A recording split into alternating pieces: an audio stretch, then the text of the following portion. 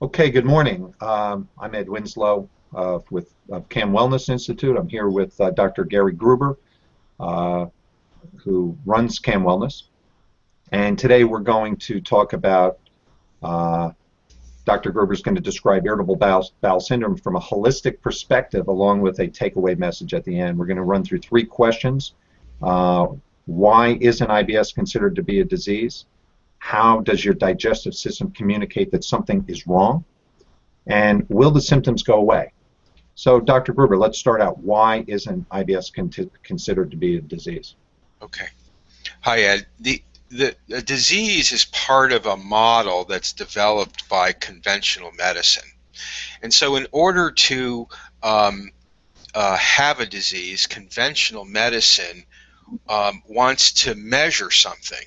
Okay? So it's going to measure some either blood or stool, or it's going to look at x-rays or colonoscopy, and that helps the doctor establish a disease. So the doctor needs, in order to establish the disease, the doctor needs to look at the underlying tissue. So he's going to use the colonoscopy and endoscopy, maybe ultrasound or x-ray. But the problem is that when the doctor, say a specialist like a gastroenterologist, uses these tools to measure some kind of dysfunction within the digestive system, they can't measure anything. There's nothing to measure. They don't find anything.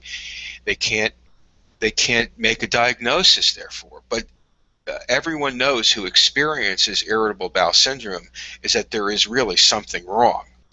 Um, the the gastroenterologist who uses a camera to look into the colon to see if there's any lesion, maybe a ulcer or a colitis or polyps or diverticulitis, is unable to see anything. So his conclusion is that there's no disease.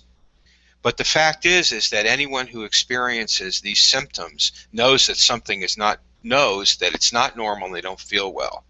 So as a result, it's called a condition. And the person really just knows that they feel out of balance. So, how does your digestive system communicate that something's wrong? Right. Well, that's exactly what's going on, is that your digestive system is communicating that it's out of balance.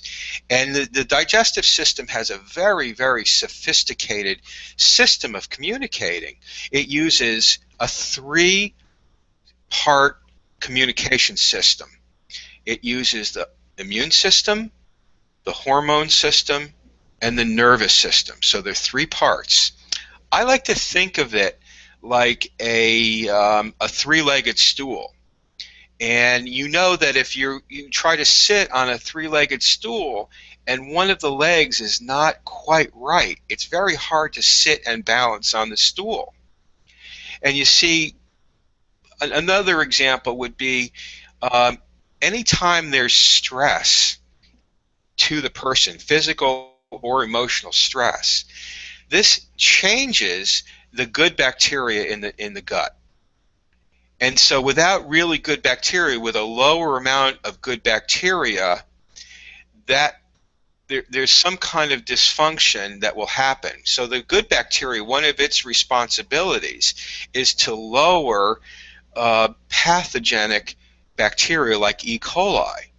But if there's not enough, if there's a smaller amount of good bacteria due to a lot of stress, then the immune system is weakened. And this is the analogy. Now the stool, the leg on that stool, the immune system leg is shorter, and now the person begins to feel out of balance. So it's that shortening of the leg of the stool, or the suppression of the immune system, that makes the person feel out of balance and hence has symptoms. Okay? Well, let me ask you, what are the symptoms and will they go away? Well, there are lots of symptoms in irritable bowel. You can have bloating, gas, constipation, diarrhea. It can go back and forth between constipation and diarrhea. Um, and many people also experience a lot of pain that comes and goes. It can be severe pain. It can be a minimal amount of pain that lasts the whole day. Or it can be just a very severe pain all at one time. It can be very acute.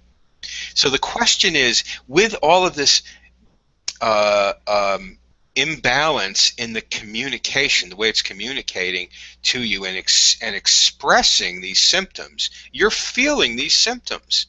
You're feeling your digestive system being out of balance.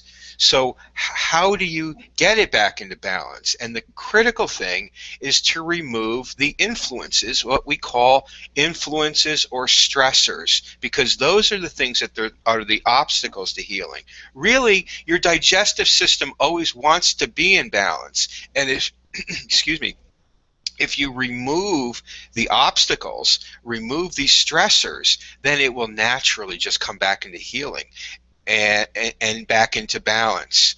And so the idea then is, once we remove these influences, these negative influences or stressors, whether they're physical or emotional, and in another video we'll go over those influences or stressors, then the digestive system can begin to repair itself.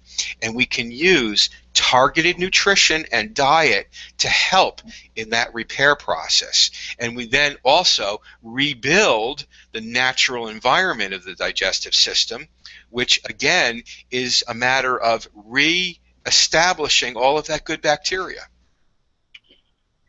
Okay, so the next video that we're going to work on is the symptoms. We're going to get more into symptoms and causes, but for today, what would you say is the best, what is the takeaway for today's video?